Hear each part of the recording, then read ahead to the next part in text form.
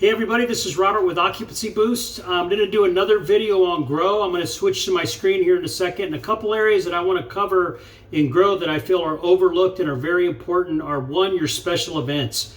You can actually add special events into your hotel's system, into your Grow system, and keep an eye on those the whole year. If you have conventions coming up in your area, a big event coming up in your area that you want to identify and yield your hotel properly, you can do it through special events. And when you're in that special events area, it's very important, obviously, to maximize revenues. Typically with special events, they're busy times. You want to maximize revenue, so I'm going to show you how to maximize revenues after you add your special events. Let me switch screens into Grow and show you guys how to get this done very quickly. Okay, we are live. Okay, I am in Grow right now, and I'm going to go to My Property, and I'm going to go to the Special Events tab. Okay, now you're going to use special events for anything that's going on in your city or your area that causes your hotel to get busier or affects your hotel in any way. My recommendation is to do this at the beginning of the year, not really beginning of the year. I guess when you go to load rates, when you load rates for a particular month in the future, my recommendation is that you do those special events then. If you don't know what the special events are, the dates are, I would actually not load until you find out the dates for that, because you don't want to load rates in over a date that is going to be very busy and run the risk of taking reservations over that time frame when, at a lower rate than what you normally would.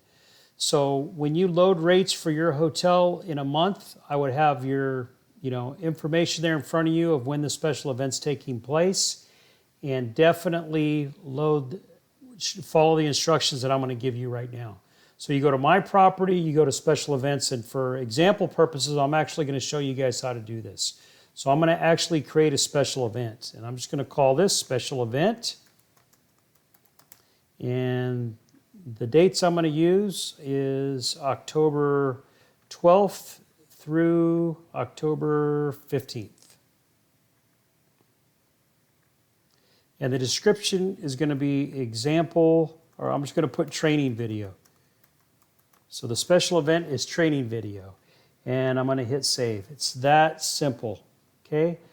Now when I go back to My Property and I go in to take a look at my rates, or I look at the month, that October month, let me show you what this looks like. That special event is appearing right here. Now you can see I already have a special event for this property on these dates in October, but my example is right here. And these little stars right here are what I'm talking about. The little stars, that signifies a special event. This is a great way for your staff to communicate to your staff and everybody involved with your hotel, and remind you also what's going on throughout the year at your property and what those event dates are. So when I go up to this particular day, I'm just going to pick October 12th.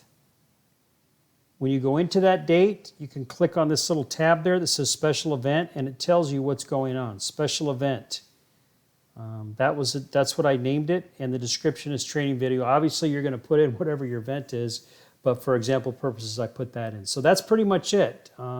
It's a great little reminding tool, and it's also a great way when you're setting up your hotel's rates to set your rates around, obviously, your special events.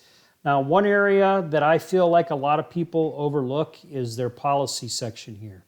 If you're a hotel that takes cancellations on the same day, or maybe you take cancellations, you accept cancellations 24 hours in advance, you may want to rethink those policies over your special event dates.